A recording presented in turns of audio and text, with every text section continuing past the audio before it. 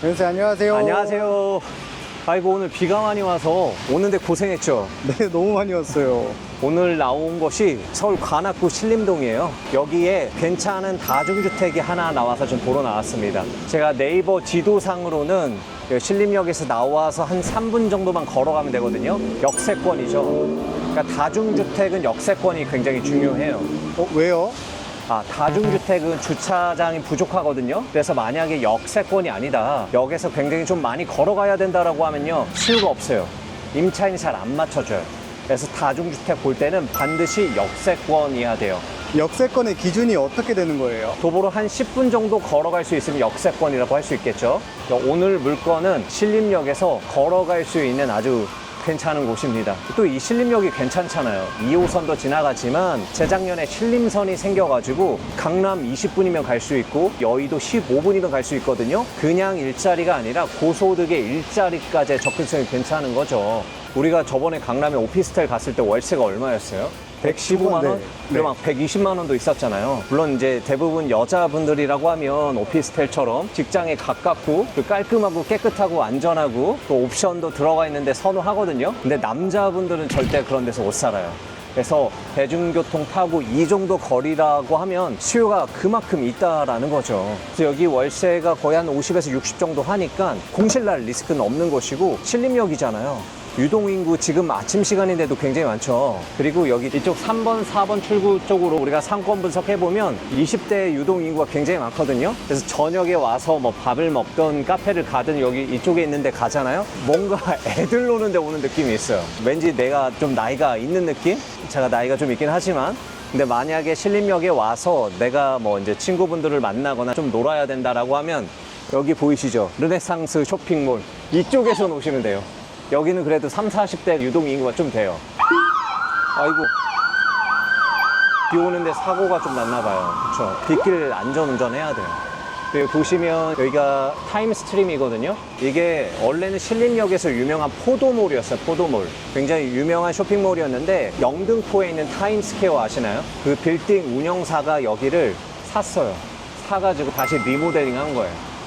그래서 안에 뭐 매장이나 뭐 이런 것들도 20대가 좋아할 만한 것으로 좀 다 세팅을 해놨거든요. 그래서 여기 안 그래도 20대 유동인구가 많은데 또 이 덕분에 또 많이 유동인구가 있는 것 같아요. 제가 유동인구 얘기를 하는 이유가 그만큼 여기 사람들이 많이 왔다 갔다 하고 여기서 많이 살기 때문에 여기 뭐 다가구든 다중주택이든 가지고 있다라고 하면 공실날 리스크가 없는 거겠죠. 자, 우리 비가 좀 오긴 하는데 여기가 신림역 1번 출구죠? 네. 1번 출구에서 한 3분 거리 나오니까 조금만 걸어가 보면 오늘 물건 좀 볼 수 있을 것 같아요. 신림역에 언덕이 좀 많지 않나요? 이거 언덕이 많죠. 근데 신림역에서 한 3분 정도 거리다라고 하면 아주 살짝 조금만 올라갈 것 같아요. 그리고 이 신림역 인근에는 물건이 자주 안 나오거든요. 많이 안 나와요. 봉천역이나 좀 안쪽에 진짜 막 관악산역 이쪽에는 그래도 물건이 좀 많이 나오는데 신림역에서 3분 거리다 진짜 오랜만에 물건이 나오는 거거든요. 괜찮은 물건인 것 같아요. 물론 우리가 진짜 좋은 물건인지는 한번 살펴봐야겠죠. 이쪽인데 이거 살짝 조금 언덕이 있네요. 그렇죠? 네. 근데 우리가 신림동, 봉천동 많이 다녀봤잖아요. 네. 이 정도 언덕 어때요? 괜찮습니다. 괜찮죠? 근데 약간 경사는 좀 있어요. 초입부터 약간의 좀 경사는 있는 것 같아요. 그래도 가까우니까. 그래도 여기 가깝다면은 이거는 다 커버될 것 같은데요. 네, 가까우니까 걸어 다닐만 하죠. 요즘에 임장이나 이런 거 따라다니면서 체력이 많이 늘은 것 같습니다. 많이 걸어 다녀야 되니까, 그렇죠? 네. 이거는 빌라인 것 같고 옆에 이제 막 붉은 벽돌로 되어 있는 구축 다가구도 많이 보이네요. 확실히 옛날 건물들은 1층에도 주거가 들어가 있기 때문에 주차장이나 이런 게 좀 많이 부족해요. 근데 뭐 역세권이니까 차 없으신 분들은 수요도 잘 맞춰지겠죠. 다 왔습니다. 벌써요? 얼마 안 걸리죠? 네. 살짝 경사가 있는 언덕이 있었으나 조금만 올라오면 좀 완만한 언덕이에요. 뭐 이 정도야. 가깝죠? 네. 그 장점이 뭐예요? 역에 갈 때는 또 내리막길이잖아. 자, 여기 보시면 다 왔는데 이 건물이에요. 어때요? 지금까지 뭐 신림역이나 봉천역에서 봤던 다가구 대비해서는 굉장히 크죠? 네.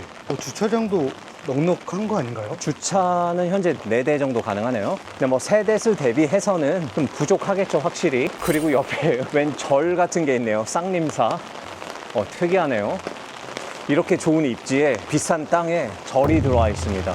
굉장히 잘 되는 데일 수도 있겠네요. 우리 왔으니까 경매 정보지부터 좀 보고 할게요. 경매 정보지를 좀 뽑아오긴 했는데 비가 오다 보니까 다 젖어버렸어요. 제가 바로 핸드폰으로 좀 검색해서 볼게요. 자, 오늘 물건이 서울 관악구 신림동에 위치한 다중주택입니다. 토지가 71평. 와, 서울에 있는데 71평이에요. 그리고 건물 면적이 231평이에요. 서울에서 정말 보기 힘들 정도의 어마어마한 규모의 다중주택인 거죠. 저희가 임장 많이 다녔는데 이 정도 규모는 처음이죠. 네. 감정가가 그래서 40억 6천만 원대 나왔습니다. 와. 근데 현재 한 번 유찰됐거든요. 32억 5천만 원대 경매가 진행 중이에요. 한 번 유찰됐는데도 장난 아니죠. 아이고, 비싸다. 2018년도에 설정된 근저당이 말소 기준 권리거든요. 이하 모든 권리는 소멸됩니다. 근데 지금 임차인이 35명 있는데 대항력이 있는 임차인이 아무도 없어요. 낙찰자에게 인수되는 금액 자체는 없는 것 같은데, 그리고 매각 물건 명세서 상에도 특이사항은 없지만 지금 비가 너무 많이 내려서 우리가 외부 설명하기 전에 일단 내부부터 좀 보러 들어가시죠. 급하게 좀 들어가야 될 것 같아요. 네, 비가 너무 많이 옵니다. 와. 우와.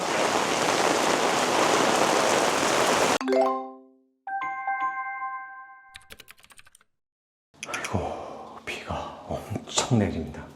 제가 비를 피해서 일단 안으로 좀 진입을 했습니다. 일단 이게 토지가 넓다라고 하더라도 방을 많이 뺐기 때문에 출입구 현관은 굉장히 좀 협소합니다. 들어오신다라고 하면 넘어지지 않도록 좀 조심은 하셔야 될 것 같아요. 그리고 우편함 보시면 와, 호스 엄청 많죠. 우리가 일일이 좀 세워볼 텐데 지금 지하에는 8개 호실, 1층에도 8개 호실, 2층에 6개, 3층에 6개, 4층에 4개, 5층에 3개, 총 35개가 있습니다. 어마어마하죠. 네.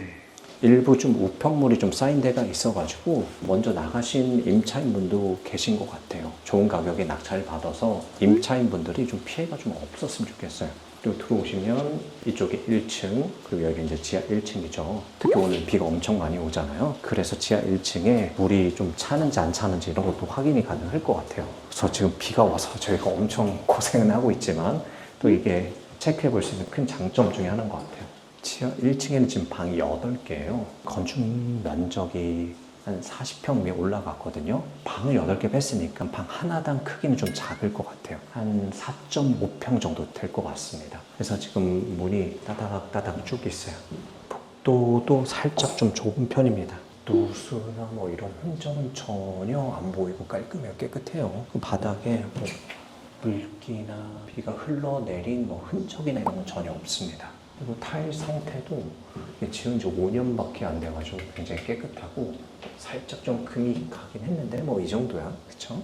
그리고 여기 지하 1층인데 약간 습한 냄새나 막 이런 건 전혀 없어요. 곰팡이나 이런 것도 전혀 없는 것 같아요. 그리고 지하에 계신 분들도 현재는 점유하고 계신 것 같습니다. 여기는 뭐 창고인가요?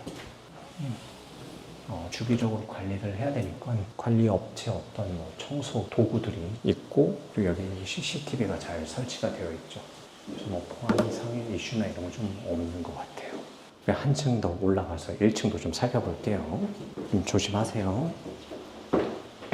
지금 보니까 이래저래 공지사항들은 좀 붙여져 있고, 좀 특이한 게 1층 출입구에 세입자 중에 한 분이 좀 쓰신 것 같아요. 그래서 피해를 뭐 최소화하자라고 해서 단톡방 좀 참여해달라고 지금 뭐 좀 붙여놓으셨네요. 방이 아무래도 좀 많고 35분이나 계시니까 이런 모임이 좀 생기긴 합니다. 어쨌든 피해가 최소화해야 되니까. 특이한 게 1층 올라가보니까 1층에 무인 택배함이 있습니다. 무인 택배함이 있는데 다 빈 박스네. 1층에서 박스를 모아두신 용도로 좀 쓰고 있는 것 같아요. 그리고 1층도 지하 1층이랑 동일하게 8개 호실로 되어 있어요. 복도도 지하랑 비슷하게 좀 좁습니다. 여기가 보일러실인 것 같은데, 현재 비가 계속 내리는 중인데 이 보일러실도 비 피해나 누수나 이런 흔적은 전혀 없어요. 그래도 깔끔하죠. 네. 뭐 냄새나 이런 것도 전혀 없고요. 1층은 이렇게 8개 호실이 있고, 엘리베이터가 없는 거는 어쩔 수 없죠. 사실 서울에서 엘리베이터 기대하기는 좀 쉽진 않아요. 엘리베이터 하나 들어간다라고 하면 어쨌든 각 층마다 방 하나씩은 또 빼야 되잖아요. 5개 층이니까 하나에 50만 원씩 받으면 250만 원이고 1년이면 3천만 원이니까 엘리베이터 넣기는 쉽진 않죠. 그리고 2층은 6개 호실로 되어 있어요. 사실 우리가 1층이 건축 면적이 40평에 올라갔고 2층부터는 31평인데 이거는 밖에서 좀 보여줘야 되긴 하는데 아마 지금 1층보다는 2층 바닥 면적이 더 넓거든요. 그럼 우리가 발코니 확장을 했다라고 볼 수 있어요. 그러면 실제 면적은 조금 더 크겠다라고 추정이 가능합니다. 그래서 뭐 지하 1층, 1층은 방이 좀 작을 거예요. 4.5평. 여긴 한 6평 정도는 좀 나올 것 같아요. 그러면 1층보다는 2층이 월세를 더 많이 받을 수 있겠죠. 뭐 복도 크기는 똑같고 근데 계속 좀 청소를 하시는 분이 있나 봐요. 전체적으로 좀 굉장히 깔끔해요. 깨끗해요. 그렇죠? 우리가 보통 다가구 다중주택 보면 막 타일도 부셔놓고 주변이 완전히 엉망인데 깔끔하고 그리고 밖에 짐을 좀 빼놓은 게 없잖아요. 그런 거 봐서는 우리가 뭘 추정할 수 있어요? 방 크기가 그래도 좀 크다. 짐을 밖에다 굳이 빼놓지 않아도 살만하다라고 봐도 될 것 같아요. 그리고 뭐 손잡이나 타일도 그것도 가격이 좀 있는 걸로 잘 만들어 놨고 창도 괜찮아요.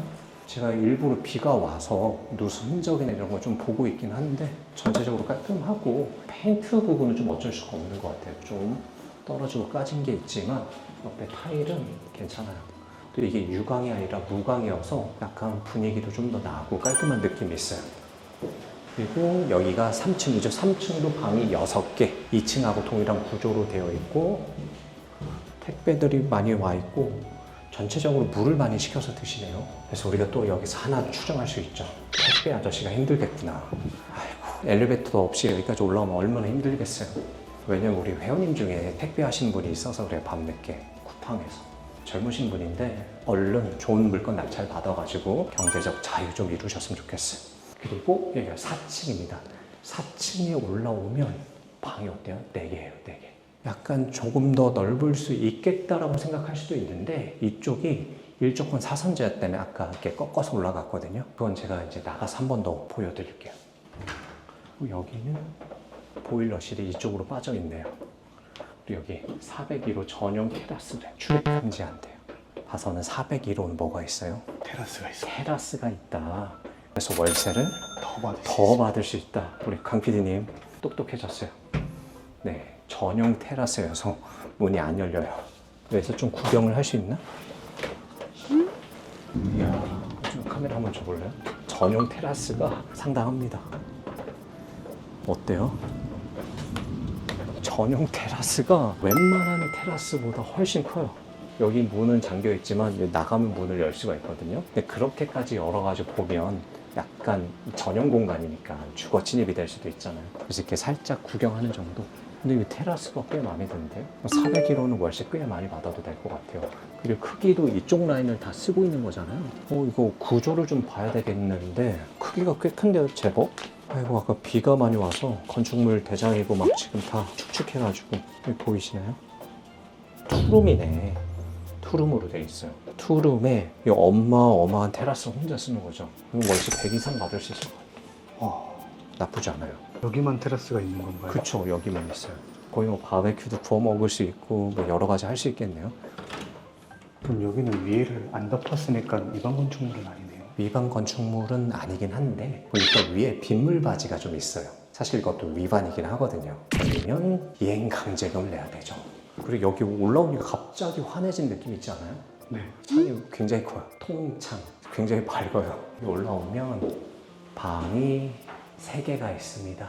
503호 정도만 뺀 것 같고 여기가 원래 옥상이잖아요. 계단. 이렇게 문 열고 나가면 계단이어야 되는데 여기다 방을 2개를 더 뺐습니다. 이거는 위반 건축물이죠. 나가서 보면 판넬로 좀 덮여있지 않을까 싶은데요. 나갈 수 있나 모르겠네. 나갈 수 있다. 보시면 판넬로 작업을 다 해놨죠.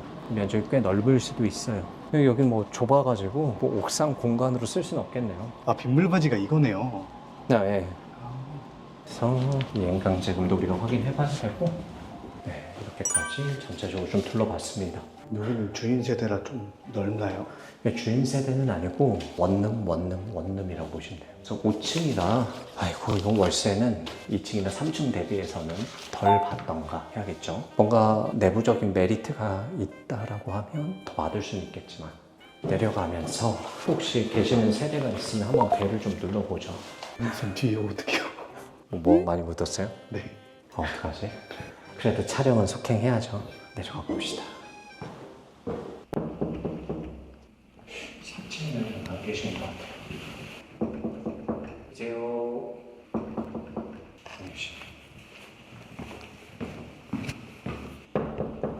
계세요. 지금 안 계시네요. 아까 지하에서는 좀 티켓 소리가 들리긴 했거든요.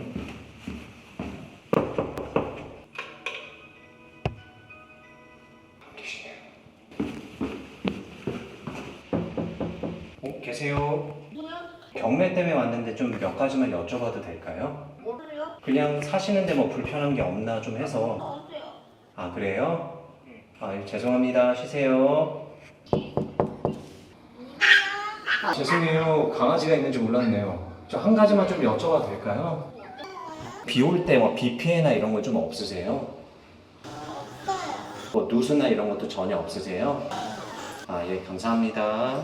나가서 좀 말씀드릴게요.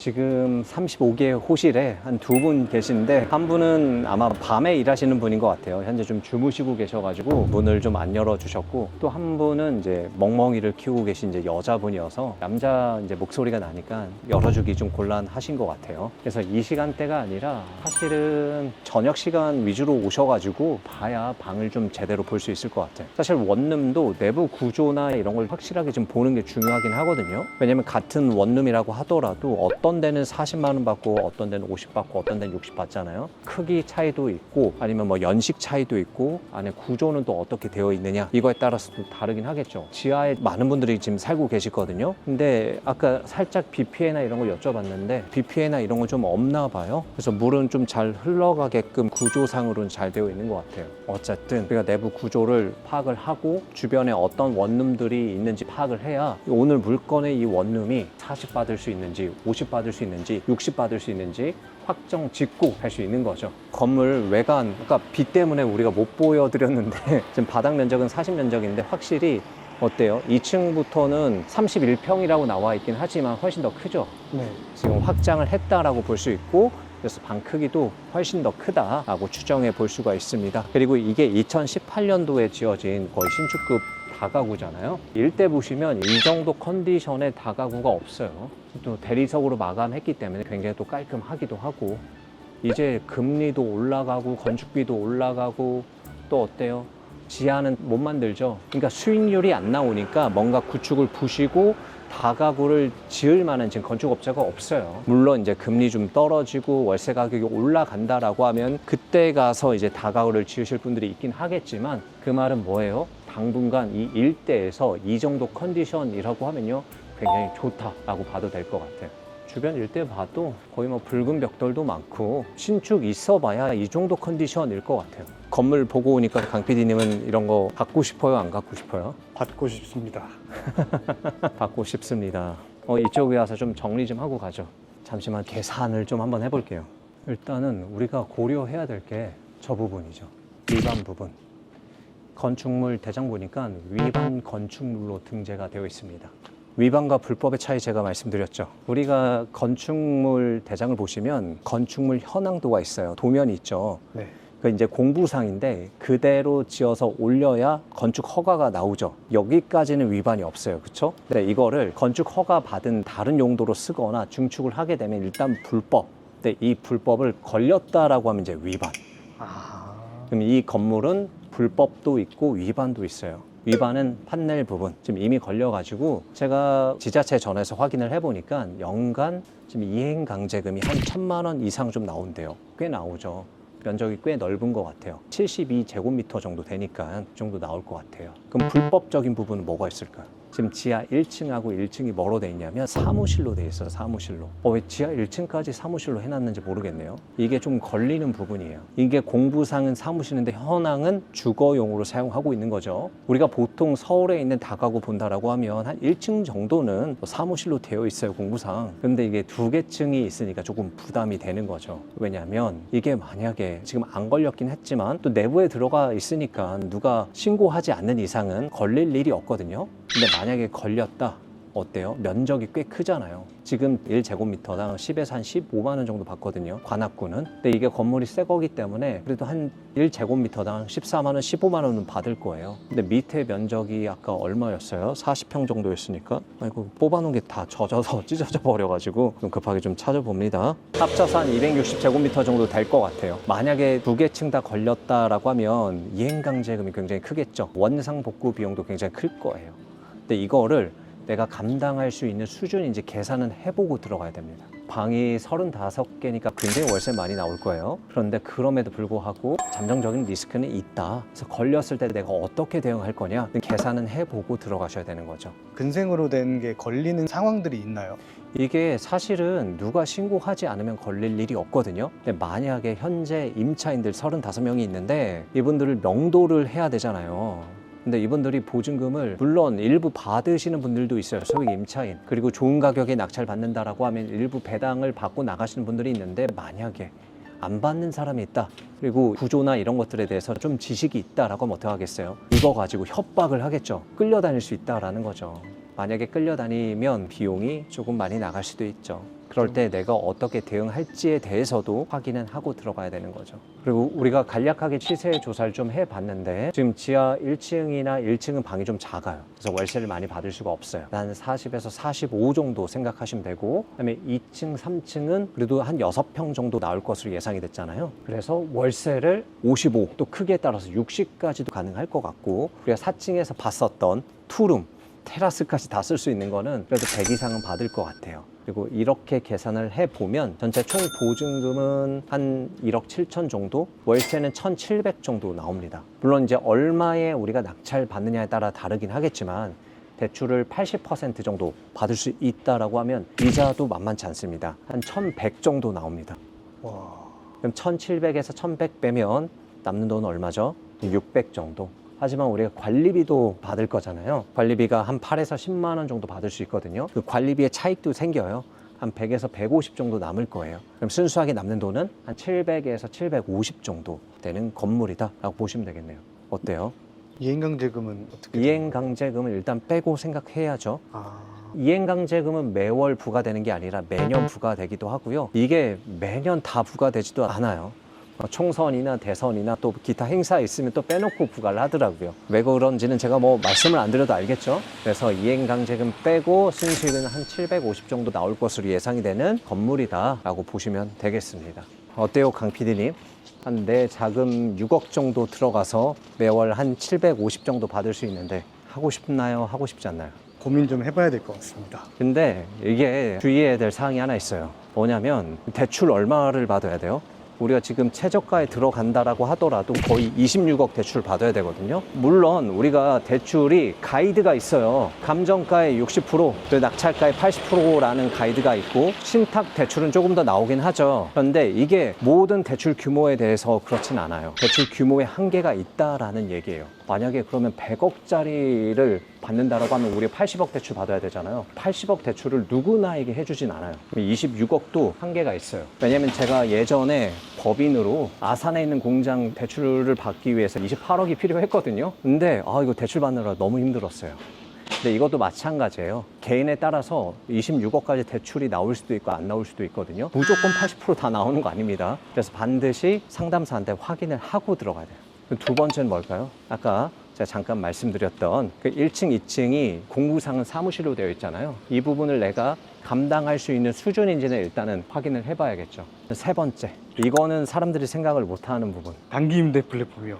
이건 우리 강 PD님이 이제 막 들은 게 많아가지고 이것저것 나오긴 하는데 이거 우리가 가지고 있어서 평생 가지고 있으면 상관은 없는데 추후에 어떻게 해야 돼요?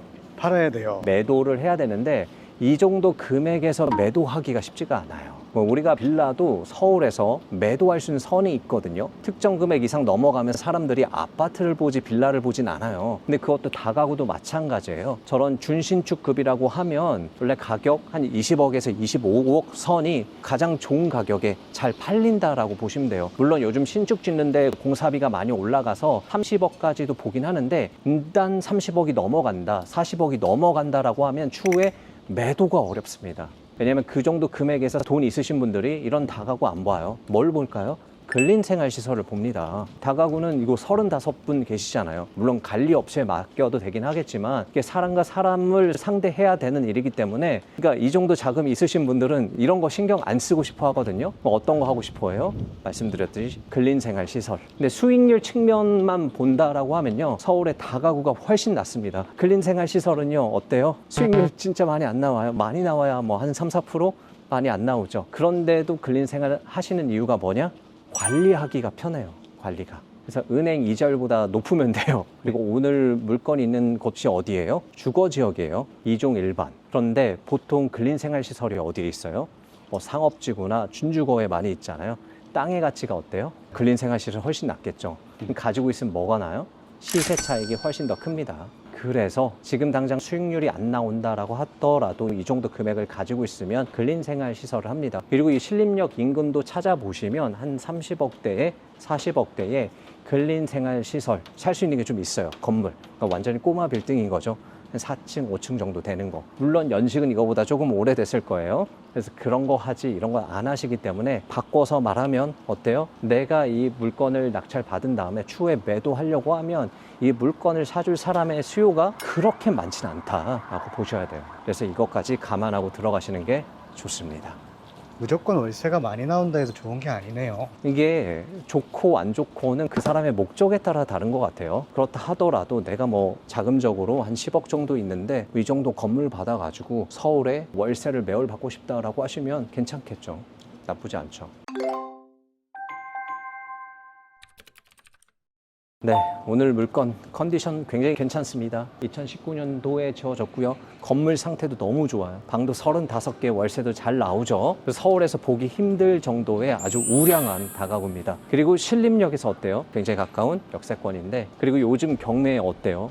이런 괜찮은 다가구가 확연하게 수가 좀 줄긴 했어요. 그래서 굉장히 좀 욕심 내실 분들도 있을 것 같은데 조금 전에 제가 말씀드렸던 어떤 리스크나 또 나중에 매도 부분까지 좀 잘 감안하셔서 입찰하면 좋을 물건인 것 같다라고 보여집니다. 이렇게 좀 마무리하면 되겠습니까? 여동생 혹시 네. 저도 이 근처에 받은 다가구가 하나 있는데 이 근처에요? 여기서 조금만 더 가면 됩니다. 온 김에 그러면 물건 같이 좀 보고 들어가죠. 네. 사건 번호가 어떻게 되죠? 2023 타경